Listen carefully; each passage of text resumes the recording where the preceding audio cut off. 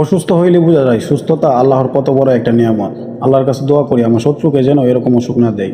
তো ক্লিনিকে আসলাম, অ্যালার্জি হয়েছে শরীরে, প্রচুর চুলকা, খাওয়া ঠিক মতো খাওয়ান যায় না, ঠিক মতো ঘুমান যায় না, না কাজ করা যায়। এই সমস্যাটা অনেক, এই এখন বর্তমানে অ্যালার্জি সবার শরীরে দেখা দিতেছে। আর আমরা বিদেশে বর্তমানে অ্যালার্জি ছাড়া কোনো খাওয়ানই নাই। প্রবাসীরা আমরা সবচেয়ে বেশি যেটা খাই গরুর গোস্ত, মুরগি, ডিম, আর এটার মধ্যে অ্যালার্জি সবচেয়ে বেশি। তো খাওয়া দাওয়াটা একটু সামলাতে হবে। আর এইখানে ডাক্তাররা অবশ্য বিশেষ করে কোনো বাস দেয় না।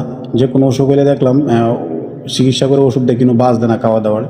তো আবার আমার অ্যালার্জি দেওয়া দিয়েছিল, ওষুধ খাইছি ক্লিনিক থেকে নিয়ে ভালো হয়ে গেছে, এখন আবার দেখা দিছে। তো প্রচুর চুলকানি হয়েছে, মানে অ্যালার্জি, ওই ডিম আর গোস্ত খাওয়াতে এগুলো বাড়ছে। তো খাওয়াটা একটু নিয়ন্ত্রণ করতে হবে। ডাক্তারে বলে না, এটা আমি মনে করতেছি যে অ্যালার্জিযুক্ত খাবার কিছুটা মানে এড়িয়ে চলতে হবে, তাইলেই তো সুস্থতা আল্লাহ করে। তো ডাক্তারে বলতেছে যে ইঞ্জেকশন দিতে হবে, অ্যান্টিবায়োটিক। আমি কই অ্যান্টিবায়োটিক ইঞ্জেকশন না, যা মন চাই দেখ চুলকায় কী করছি। যখন শরীর চুলকায় তখন মনে হয় কামড়া লয়ে চুলকায়, এরকমভাবেই চুলকায়, কোনো কিছুতে শান্তি লাগে না, কাজ কাম করতে ভালো লাগে না। তো ক্লিনিকে পরে ওষুধ দিল, কাউন্টারে আসলাম, ওষুধ দিলাম, 82 টাকা বিলাইছে, বাংলাদেশের টাকা প্রায় 2500 টাকা।